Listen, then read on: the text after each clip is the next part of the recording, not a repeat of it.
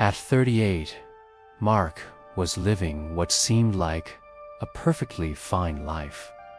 He had a steady job in a small Ohio manufacturing company, a modest home, and a family he adored.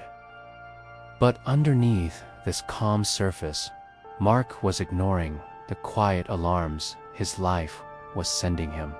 His health was on a slow decline. He was gaining weight, skipping doctor's checkups, and almost never exercised. His favorite phrase was, "I'll fix it later," always thinking there was plenty of time. Mark's days were a whirlwind of deadlines, meetings, and endless phone notifications. He worked incredibly hard to provide for his family, but in doing so, he completely neglected his own well-being. Even when he was home, the rush continued. He'd speed through dinner, skip taking walks with his kids, and postpone those deep, meaningful conversations with his wife, Linda.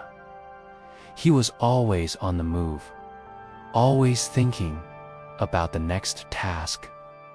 Then, one cold winter morning, everything changed. Mark woke up with sharp, terrifying chest pains. Scared, he immediately called 911 at the hospital.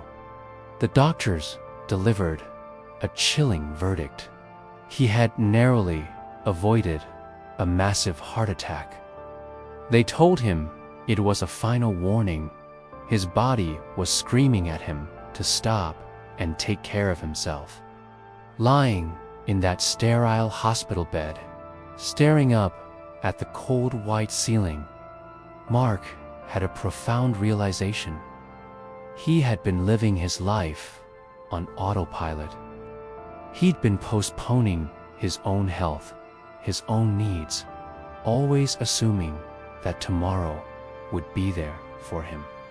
But on that day, tomorrow almost didn't come. That night, he had a long, heartfelt talk with Linda. He made a promise to himself and to her that he would never again wait for life to force him into action. The months that followed were a complete transformation. Mark overhauled his entire routine. He started walking every single morning before work. He began preparing healthier meals instead of grabbing fast food. He scheduled regular checkups and, just as importantly, started setting firm boundaries at his job. He learned to say no and to leave work at work. But the biggest change was how he prioritized his family. He started cherishing those quiet moments he used to rush through, the simple joy of a shared meal, a leisurely walk, or just talking with his wife. Mark also began mentoring some of the younger colleagues at his company, sharing the tough lesson he had learned. Taking care of yourself today is what prevents a crisis tomorrow. Slowly but surely, his energy returned. His stress levels dropped dramatically, and his entire outlook on life became brighter.